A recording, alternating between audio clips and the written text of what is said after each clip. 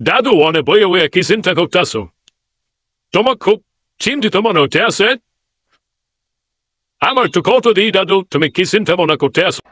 আরে নাতি, মই কিছু চিন্তা করতে আছি না, তই আর একটা জিনিস চিন্তা করতে আছে। আমার তো কত দিই দাদু, তুমি কি চিন্তা মনে করতে আসো? কি জানিস, মই একটা জিনিস ভাবতে আছি, রমজান মাস আসলে পরে মানুষের কেন এত ধনী হওয়ার চিন্তা ভাবনা আসে? কত দেখি আমার একটু।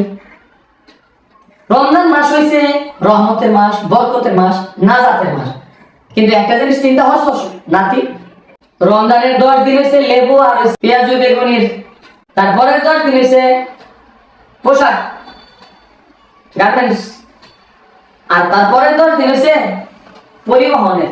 দাদু কথা কিন্তু তুমি ঠিকই বলছো, কিন্তু তুমি একলা চিন্তা করলে তো কিছু হইবে না নেই। তো মগো বাংলাদেশে নাজাত, মাগফিরাত আর রহমত এই 10 দিনের কাম হইলে গিয়া প্রথম 10 দিন লেবু ব্যবসায়ীদের, পরের 10 দিন হইছে পোশাক ব্যবসায়ীদের, তারপরের 10 দিন হইছে গেলে গিয়া যানবাহন ব্যবসায়ীদের।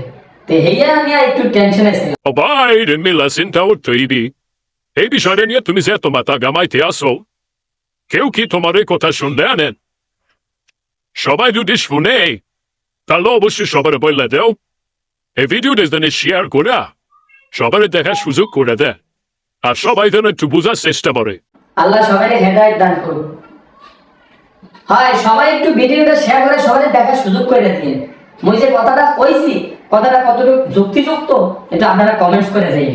বলছেন মোর নাতি কিন্তু আপনাদের একটু সাপোর্ট করতে কইছে। এত চিন্তা করার দরকার নেই।